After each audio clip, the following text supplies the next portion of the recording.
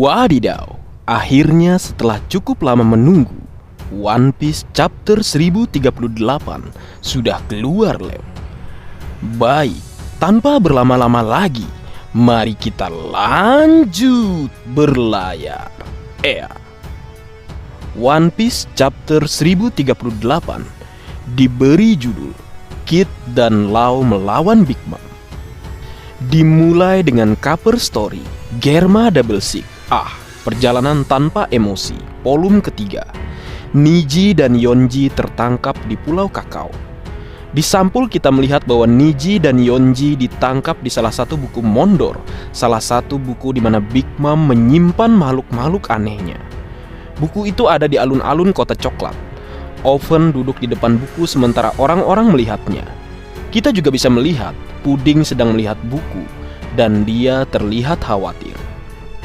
Masuk ke cerita chapter kali ini, dimulai di lantai 3 kastil Onigashima yang terbakar. Melanjutkan pertarungan dua ninja negeri Wano Kuni. Diperlihatkan jika Fukurokuju sudah mulai terbakar, namun di lain sisi Raizo diselimuti api. Namun keduanya menolak untuk melepaskan jutsu mereka masing-masing. Fukurokuju memberitahu Raizo untuk melepaskan jutsu atau mereka berdua akan mati.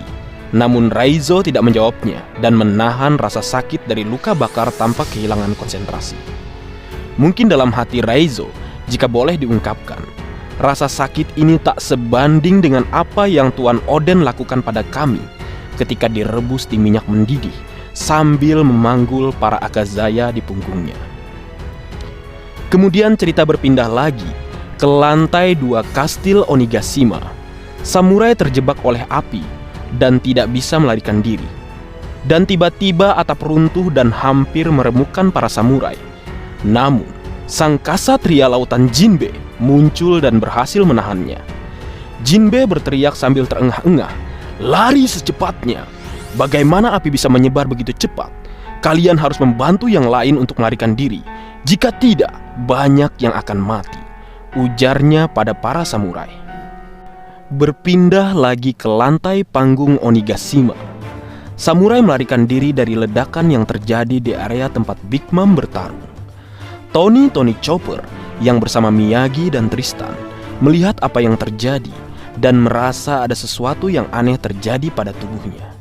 Kemudian setelah itu, tubuh Chopper kembali normal setelah sebelumnya seolah mengecil menjadi bentuk bayi usai menggunakan kekuatan Monster Point yang digabungkan dengan saran yang Caesar berikan untuk meningkatkan durasi penggunaan Monster Point.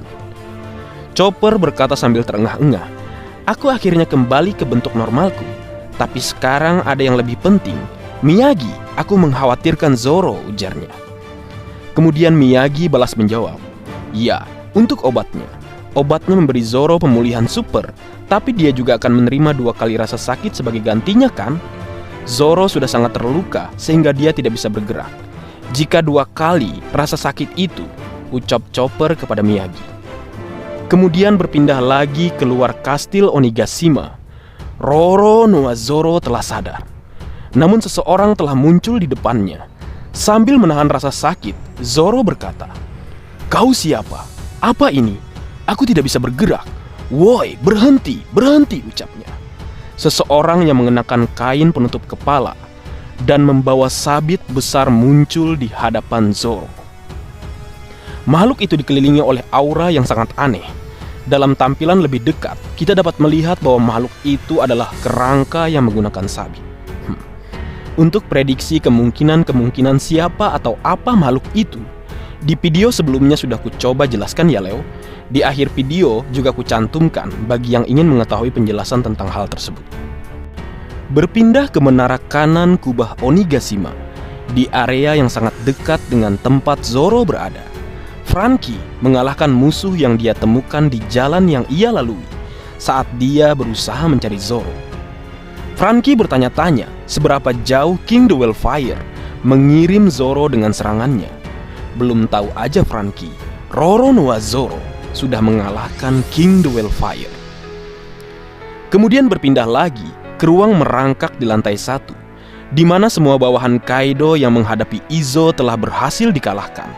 lalu beralih atau berpindah ke lantai 1 basement, tempat Izo mendarat usai dia melompat dari lantai atas. Kita bisa melihat Izo memiliki luka di perutnya yang terlihat mengeluarkan darah. Dan tiba-tiba Izo berbalik dan mengarahkan senjatanya ke seseorang. Dan kita bisa melihat bahwa mereka adalah 2 agen Cyberpol Aegis alias CP0. Cyberpol, ucap Izo. Dan kemudian bos CP0 berkata, "Ya, lebih tepatnya Aegis atau Zero," ucapnya. Mendengar apa yang bos CP0 katakan, Izo hanya terdiam. Dan kemudian bos CP0 kembali berkata, "Namun saat ini kita harus fokus pada bajak laut topi jerami. Sampai jumpa," ucapnya pada Izo. Izo terdiam selama beberapa detik, namun pada akhirnya dia mengangkat salah satu senjatanya. "Tidak, tunggu CP0," ucapnya. Mana mungkin Izo membiarkan CP0 mengganggu pertarungan Luffy dan kawan-kawan? Dan apakah Marco the Phoenix akan muncul? Karena rasanya 2 orang CP0 akan membuat Izo cukup kewalahan jika dia hanya sendirian. Mari kita tunggu bersama kebenaran yang akan Oda ungkap selanjutnya. Berlanjut dan berpindah ke gudang senjata bawah tanah, kita bisa melihat Yamato yang akan menuruni tangga terakhir. Dia kemudian berkata, "Aku akan tiba tepat waktu. Aku akan tiba tepat waktu," ucapnya, sambil terengah-engah. Namun ketika Yamato mencapai daerah di mana bahan peledak raksasa berada, dia melihat Kazenbo atau iblis api yang merupakan mahakarya sang pelukis sesat Aka Kanjuro telah tiba dan akan menyentuh bom. Dan sebelum hal buruk terjadi, Yamato bertindak dengan sangat cepat. Yamato berteriak, "Tidak, tidak, tolong berhenti. Namuji Hyuga!" Taring Gletser Namuji. Yamato membekukan bom, karena jika jumlah mesiu meledak, semuanya akan berakhir. Namun Kazenbo menyentuh bom dan mulai mencairkan es. Yamato kemudian menyerang Kazenbo. "Jangan sentuh itu, Mahoroba Horse Illusion Blade." Dengan serangan tersebut, Yamato memukul Kazenbo dengan kanabo atau gadanya. Dan hal tersebut berhasil menarik perhatian Kazenbo. Lalu Kazenbo mulai mengeluarkan tangan dari tubuhnya dan kemudian menyerang Yamato. "Oh, Orochi-sama," ucap Kazenbo. "Apa? Sebuah tangan? Wah," ucap Yamato berteriak. Kembali lagi ke lantai panggung Onigashima, kita bisa melihat Big Mom menyerang Law dan Kid berulang kali. Bawahan Law dan Kid meminta Big Mom untuk berhenti. Big Mom akhirnya berhenti dan berdiri di depan Law dan Kid yang terluka parah dan tergeletak di tanah. Sambil terengah-engah, Big Mom berkata, "Aku merasa kasihan pada bawahanmu." Sementara itu, kelompok bajak laut hati berteriak, "Kapten!" ucap mereka serentak. Big Mom kembali berkata, "Jangan bangun lagi, mama, hahaha," ucapnya sambil tertawa. Trafalgar di Waterloo dan Eustace Kapten Kid benar-benar telah dikalahkan. Big Mom juga terlihat lelah, namun tanpa cedera yang besar. Bawahan Law dan Kid mencoba membantu kapten mereka masing-masing. Bajak laut Kid berteriak, "Bos, hati-hati, apa dia masih bernapas?" ucap mereka.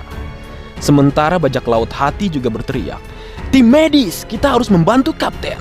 Namun sebelum mereka dapat mencapai kapten mereka masing-masing, Big Mom menyerang kru Kid dan juga Law. "Maaf, medan perang tidak bisa diisi dengan para sampah. Tenman, Daijijai, Tenjin," atau God of Lightning Tenjin. Saat menerima serangan tersebut, bajak laut Kid atau bajak laut hati berteriak bersamaan. Kemudian setelah itu, Big Mom mulai melihat ke atap dan mengatakan bahwa sepertinya pertarungan Kaido dan topi jerami belum berakhir.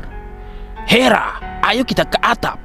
Aku agak lelah, jadi mari kita akhiri ini sekali dan untuk selamanya," ucap Big Mom. Dan sebelum Big Mom OTW ke tempat Kaido dan kapten tercinta kita, tiba-tiba Trafalgar di Waterloo bangkit dan bersiap untuk menyerang Big Mom lagi. "Krum, anestesia, bersiaplah!" Law menusuk lengan kanan Big Mom dan sebagian wajahnya dengan pedang. Pedang masuk di bawah mulut Big Mom dan keluar melalui pipi kiri Big Mom. Semua orang yang melihat serangan tersebut terkejut. Para bawahan Kaido berteriak, "Ah, Big Mom sudah mati!"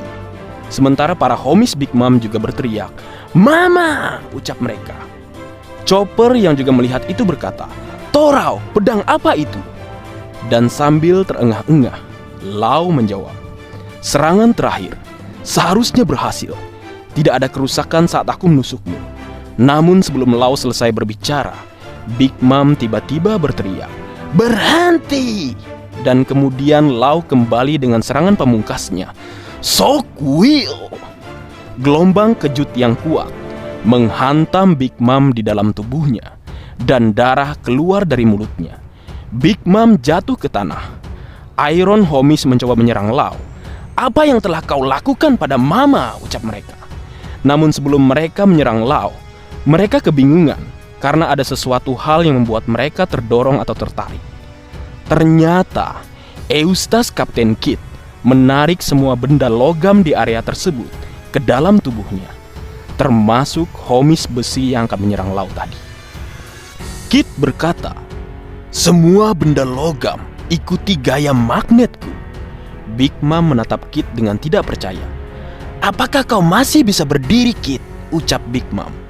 Big Mom kemudian mendekati Kid dengan sangat marah. Kid telah menciptakan sesuatu yang besar dengan benda-benda logam yang dia kumpulkan.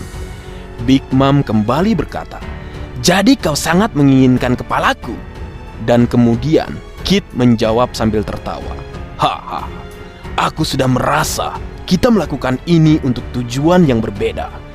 Kaido pasti sudah hampir dikalahkan.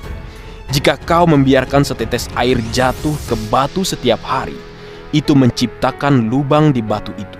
Wih, mantap kata-kata Kapten Kid. Memang keren nih orang. Berlanjut kepada Kid yang kembali berkata, "Tidak mempan? Tidak mungkin dia tidak menerima kerusakan dari semua pertempuran ini. Pangkornadio, Big Magnetic, Demon Wool."